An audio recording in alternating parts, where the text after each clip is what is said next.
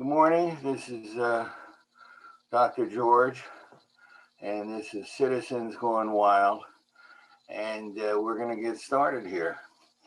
This is the type of headline you don't want to see if you're conservative. It says in the Wall Street Journal, CEO pay climbs in year of vast upheaval. What it means is, and I'll interpret freely from the New Jersey point of view, is that the people in charge of a lot of our major corporations, and we mean major, took the opportunity of the pandemic to grab a lot of money. Median compensation for the top 300 companies, 300 biggest companies, $13.7 million. That seems sufficient to me, Ming. And it's just incredible. Let me give you some figures, some details on this sort of thing here. Now, you may have heard that a number of CEOs gave up some or all of their salaries. That sounds impressive, unless you subscribe to the Wall Street Journal and see the following sentence. Salaries make up less than 10% of total compensation for most CEOs. That's what I would call an atomic fact. You can use it over and over again, and it's damned important. When you see someone say, well, I'm giving up, my salary, I'm reducing my salary for a little while, keep in mind that that's only 10% of their total compensation. Whew. The biggest pay packages went to people like Chad Richardson, founder and CEO of Paycom Software. He received compensation valued by the company at $210 million. Again, sufficient? Well, I hope so. Here's another guy, the new CEO of General Electric, $73 million. I don't know what to say after that. But I don't think that helps the cause of capitalism, which I am a firm believer in. But there's got to be some sort of moderation, some sort of sanity in what goes on there. And, it is my idea that when revolutions started and intellectuals started to take over or try and take over, as they did in the French Revolution, we always have to keep in mind that there's something often wrong in these societies. It isn't just that everyone who's on the left is an idiot, although they might be and frequently are. The point is that there is often something terribly wrong there. And to me, this sounds terribly wrong. And I know some smart-ass conservative might say, well, it's their money, it's a private business. Fine, terrific. Nonetheless,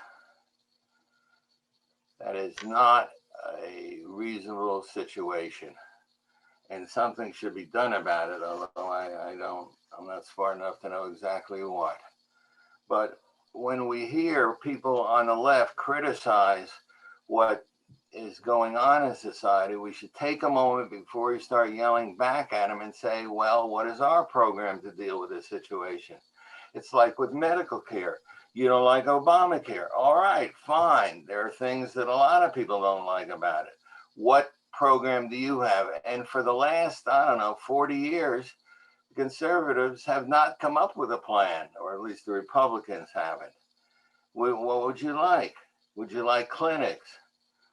Would you like everyone on Medicaid? What would you like? And we should keep that in mind, because we're not going to win many battles here in the legislative area if we just yell at the other side. I mean, that may work for a while, and goodness knows it worked for a while with Obamacare, but now's the time to put up and hopefully not shut up. There, that's me blowing my nose. Now, there's plenty to criticize, even if you come up with a plan for medical care. Here's a headline from the New York Times. It is a lie, in my opinion. The tensions expected to spike along border, defying any easy fixes, Well, certainly the tensions are spiking along the border, but defying any easy fixes, Trump fixed it. Now, you may not like this or that method he used, but he fixed it. He basically ended the surge, what there was when he came into office. But if you don't like that, okay, what about this? What about we say, for now on, new rule, all of the, anyone who wants to come into the country can stand there at the border, even come into the United States, and we will have an initial hearing by a border agent and another hearing by a judge, and we'll do it by Zoom. Why not? And we can do the whole thing in an hour, maybe 2 hours. And we can empower a whole bunch of people that are going to law school and don't have good jobs. And we just line them up, stack them up in a large building, and they can deal with each case one at a time right there before you come in. And we move forward. That's it. That's the end of it. That's all you have to do. I doubt if they'll do that, and they will continue to release people into the population. We should. George, you're hired. Oh, how you doing there, Larry? I was just ranting about the border and suggesting. I agree with you. All right. Well, that's not that much fun, but okay. You know, people who say it defies any easy fixes, which means the New York Times doesn't want to fix it, in my opinion. Here's another thing that I would call fake news that's been making the rounds.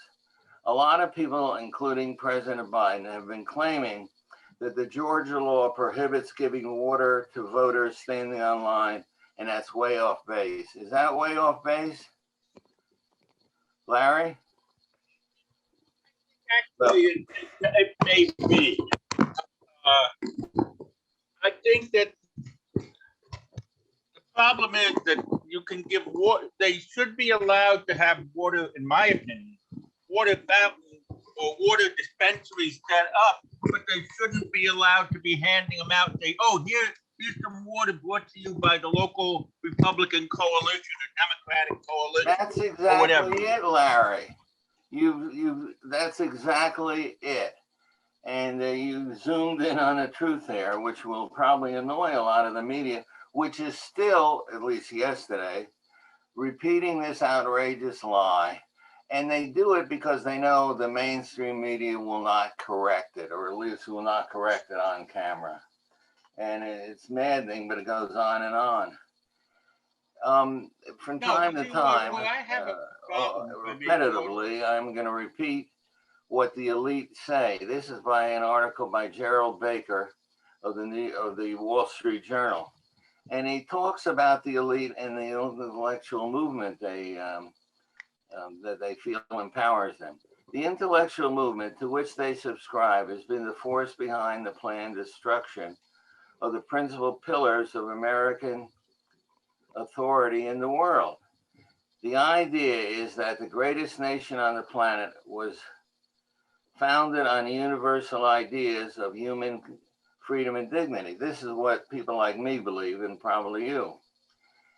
Instead, the new elite says that it's all been a fraud, mere sloganeering, behind which America has been and remains a country of fear and of repression and exploitation.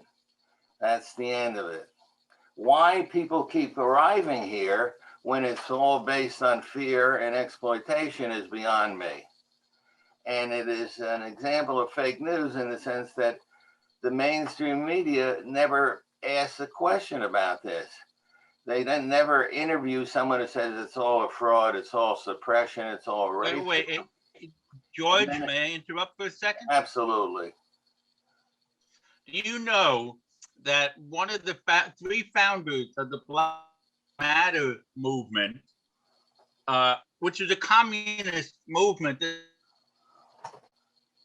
just recently bought a $1.4 million townhouse in an upscale community in Los Angeles? would you say the reason they were able to contradict everything they've been saying for the last 10 years is Exactly. because the mainstream media will not report this? They will not show a picture of the house. They will not tell you what's inside the house. They will not go to this woman and say, listen, you've been saying this is a house where black people can't get ahead, and you bought a house for, what was it, 1.4 million, 2 You million? have it. When was the last time you or I bought a house for 1.4 million, George? I know that. I know that. And we're white. Wait a minute. And these are Marxists, which are supposed to be proletarian, everything for the masses and equal for all. So why aren't we all buying $1.4 million houses? Why don't we buy one for, let's say, 700,000 and give the extra 500,000 to poor people so they can buy something that's worth 50,000? I don't know. But they get away with it because, again, fake news. The mainstream media won't hammer them, and they know it. Here's something that I like. I use the phrase atomic facts. And there's some facts that if you can just keep them in mind, they'll be really, really important in discussing issue after issue after issue. The federal government is spending $60 million a week to care for unaccompanied minors. 60 million a week. Now that's in an age of billions and trillions, maybe that much, but it's more than I take home in a week. And no one asks anyone. No one will bring it up at a press conference. No one will bring it up on CNN or CNBC or ABC, CBS, NBC. They won't make it. Now, maybe you think we should spend it. Maybe you think we should spend more money, but we should know about it and it should be discussed, I think. Now we come to a sad part of the program. Jews who attack Jews. This will have to be its own show, I think.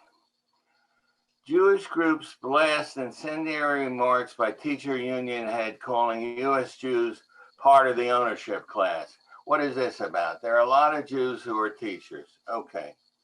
Randy Weingarten, who is president of the AFT, American Federation of Teachers, that's their union, and it's obviously a very important group, has taken to attacking Jews who attack the teachers who won't go back to work. Apparently, there are a lot of teachers who are yelling at the teachers who won't go back to work, and she wants to defend them.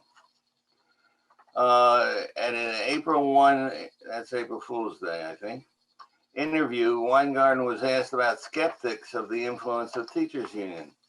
And she said they look at, for example, the ongoing struggles in Los Angeles, where they see this big dollar figure of aid being given for school reopening and are baffled by the perceived resistance of teachers to going back to work. Weingarten says, I have a very pointed response here to Jews for making this argument. Why she doesn't have a pointed remark for Episcopalians, I don't know. She said, American Jews are part of the ownership class. Jews were immigrants from somewhere else and needed the right to have a public education. And they had it. Now, when I hear that question, is that those who are in the ownership class now want to take the ladder of opportunity away from those who do not have it. That's kind of a wild statement to make. I never Wait, George, did she ever ask you or me? No, she doesn't. They don't ask people like us because they know what we say.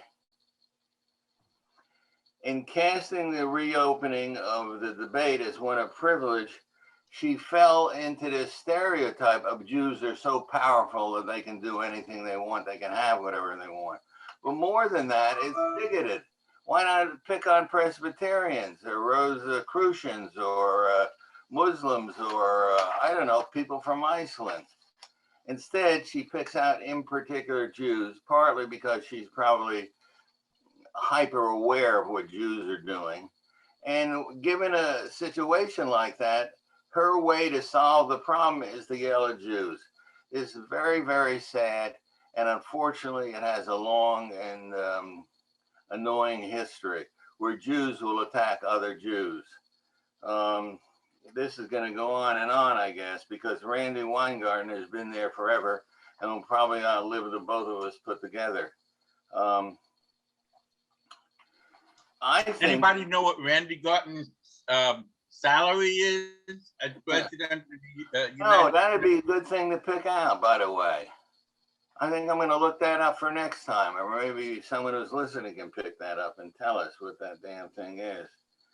And by the way, being for opening schools is not anti-education. It's not taking away the ladder of opportunity. It's putting the ladder of opportunity in place so all of the recent immigrants and people who are poor, white, or whatever color they are can climb up it. How can they climb up the ladder if you won't open the damn schools? Anyway.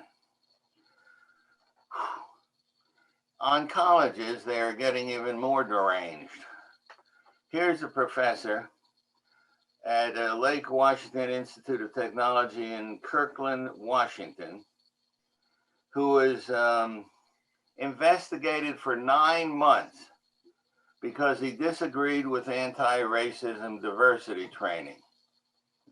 And he said that he didn't think that it was necessary, and he didn't think that they told the truth in these programs.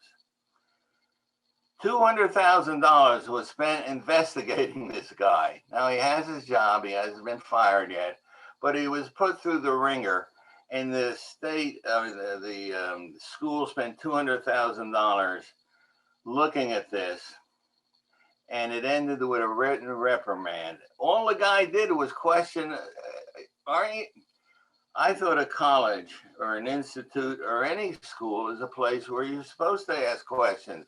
Don't they always say ask questions? So he asked the question. He didn't rant and rave. He didn't threaten anyone physically. He just asked the question. And we really are in the cancel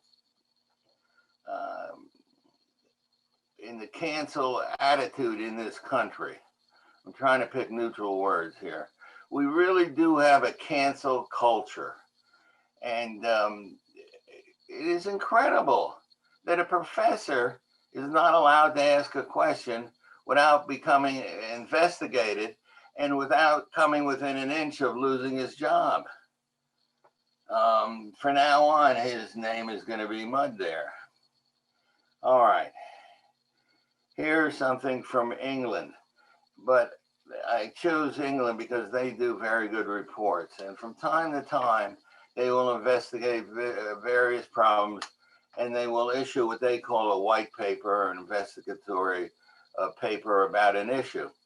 One issue that has come up, and to me it's maddening, is the issue of unconscious bias. Basically, there's been a history of fighting against bias, prejudice, in particular against Black people. And it's become obvious to many people that we made tremendous progress. So what are the people who say, no, there's more repression still out there? Well, they keep retreating and making it harder and harder to give evidence as to where the prejudice is. We eliminated it in the Constitution. We eliminated it in or we stifled it in the laws we've passed. We've gone over to affirmative action, and still people say it's there. And so people like myself used to say, where? Show me where it is. And they said, well, you can't see it that easily. It's structural. It's built into the system. So I said, well, explain that. I never got an adequate explanation. George? Yeah. George? I'm sorry, my camera isn't working today. That's all right. Is it in your ego or in your id? With your unconscious racism? I don't know. It's just below where the summer. I mean, you can't win. You know, now they're telling you what you think unconsciously when you don't even know it. That's a very good point. I hadn't heard that before.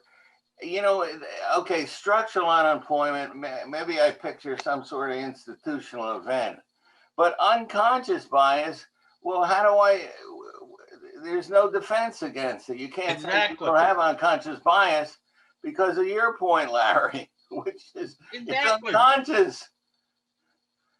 Anyway, while we're debating this, people have gotten rich, have become multi millionaires by having a service, an agency, a company that will come to your company, your school, your university, and give training on how to stop your unconscious bias from influencing, I guess, your behavior.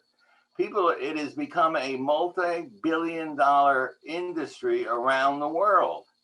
They get paid a lot of money. Wait, George, is it around the world so much, or is it primarily in the United States, where we're very good at flagellating ourselves? It is mainly in the United States, but it's also in England.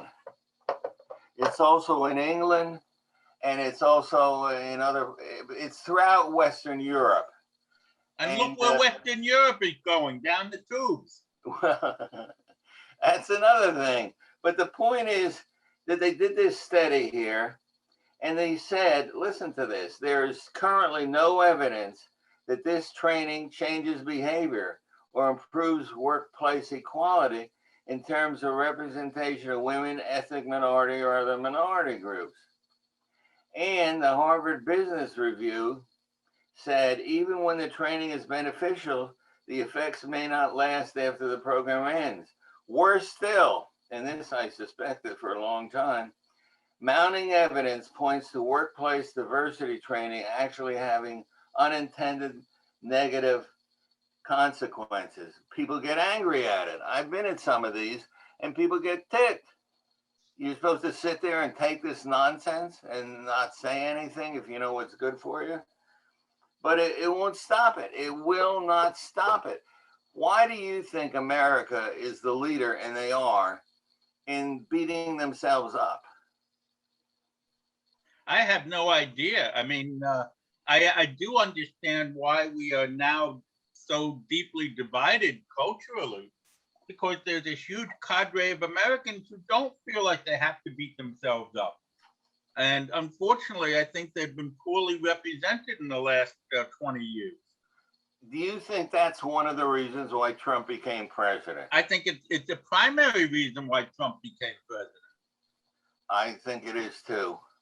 Now, and I also, if I may, George, for a minute, firmly believe that had this group had a better leader than Trump, somebody who was more calm and positive, rather than being a negative against this and negative against that, and more thoughtful, that we would still have they would still be in the ascendancy.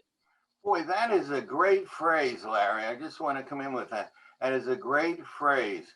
Someone who is calm and positive, I think, would be in charge of this country until the sun burned out. And this is what we ended up with. But people who dismiss him because of the outrageous behavior and what he said and this and that are making a mistake if they think that's the end of it. It's not the end of it. I meet people every day who are in a really ferociously bad mood because they're tired of being called a racist or a suppressor of this right or that right. Well, wait, George, the problem right now that I see it is that Trump is refusing to go away. I feel that if this were led more by a Nikki Haley type person or a Representative Tim Scott type person who can put a very positive show on these with the same basic values, I think we would be far ahead. I agree entirely. I hope Tom Cotton, I forgot, what is Scott's first name? Tim Scott, or Nikki Haley runs. But I want him to start talking now, not wait. Well, Nikki Haley stuck her head out after the riots and got it chopped off. Well, I hope they will continue to speak up. I'm so mad about this. I'm going to leave the topic and go to something else here. Here's some more atomic facts. People talk about whether it costs us money as a nation when people come in illegally or when too many people come in. Here's something to keep in mind, regardless of what side of the issue you're on. Amnesty would impose a lifetime net cost on Social Security and Medicare. And there are all sorts of arguments about this, but no matter how you do it, Social Security and Medicare costs about $129,000 per amnesty recipient. In other words, if you have nothing to do in your life and you multiply this out, you will find that Medicare Part A would be roughly 1.3 trillion in present value. That's real money even today. What It does would happen cost money. if we passed something, which never happened, if we passed saying you can come here, but you're not going to get Medicare, you're not going to get Social Security, et cetera, during your lifetime. I think you're a good man, better than me, according to both our wives, but still, Not anyway. still, I wouldn't even go that far. You know, people often forget that the working class in this country was partly destroyed, I mean, eviscerated by open borders, what I would call open borders. And we ought to think about them a little bit. And in fact, I think we should move to a program where we have a moratorium on immigration. We sort out the issue of illegal immigration, and then we go back to regular immigration if we want to. You could have every single working person in America earning a family supported wage if you would have a moratorium on immigration and you would remove from the United States the 20 million people who are here illegally. And you force the companies that hire illegal immigrants at chattel wages to stop hiring them. Yes, yes. That would be kind of nice too. I don't know how we would do that though. Go ahead. I think that if you had $15 an hour, roughly minimum wage, and enforced it that you had to be a citizen in order to get this wage. Yes, we don't even do verify anymore. No, we don't. Let me talk about someone from a different generation. And by the way, I have spoken to our students over like a 37-year period, and I've asked them if we had to engage in something like a world war or a Great Depression, who would you want in the country as leaders? Would you want people who have the character of the people who went through the Great Depression, or would you want people from your generation? Uniformly, students say they would want the people from the past. They just don't think that much of themselves in their generation, and there might be good reason for that. I'm going to read something from a story about, a World War II ship was identified. It was called the Johnson, and U.S. Navy destroyer Johnson. They were in a battle with the Japanese at Leyte Gulf. The Johnson's captain sacrificed his ship and charged into a massive line of Japanese warships in order to protect the American landing force. The Johnson was badly damaged by enemy fire and sunk. Of the ship's 327 crew members, 186 were lost, including Commander Evans. He later became the first Native American in the Navy to receive a Medal of Honor. I've met some sailors who are on what they call the tin can Navy, because they had ships, little ships like destroyer types, that had metal that was no thicker than a tin can metal on a tin can. And their job was basically to run around and protect the bigger ships, the battleships and the aircraft carriers and the cruisers. And in this case, protect the landing of our soldiers. When you land, you're in terrific trouble. Sometimes the water is deeper than you are and you die the way you saw in Saving Private Ryan. And even if you don't, sometimes you have obstacles that make you stand up so the Japanese can see all of your body. so you can get over a reef. And that happened to the Marines in World War II. And even if there's nothing else there, you're running and you're running onto a flat surface where people who are already entrenched can see you and kill you, which they did. And yet these people did this. And they had people in this tin can navy whose job it was to protect the big ships. And then what they would race around trying to engage the Japanese navy, even though they had very, very small ships with thin sides, and they were often died in that effort. And it was really something to meet these people. They just were ready to sacrifice for the country, and we have obviously lost a lot of that. And now you have a lot of people who are yelling at the company. And I wonder what would happen if we needed them to make some sacrifice. I'm not sure that I trust them. I think we'll end on a more happy note, humorous note, sort of Jewish happiness note. And these are called Japanese haiku, but they're renamed as Jewish haiku, which is very small poetry. Here's one. Jewish Buddhism. If there is no self, whose arthritis is this? I don't know if I should be laughing that much. Here's another Jewish haiku. Beyond Valium, peace is knowing one's child is an internist. Here's another Jewish haiku. Her lips near my ear, Aunt Sadie whispered the name of her friend's disease. Here's another one. Today I am a man. Tomorrow I return to the 7th grade. We'll end with a few more because I just love these little doodles. The sparkling blue sea reminds me to wait an hour after my sandwich. I don't know if that'll ring true for people who are not familiar with the Jersey Shore. Here's a message on the answering machine. Sorry, I'm not home to take your call. At the tone, please state your bad news. That's my last one that I have there. I hope some of you will reply. And even if you didn't enjoy those Jewish haikus, I did. So there. I hope to see you next week. Thank you.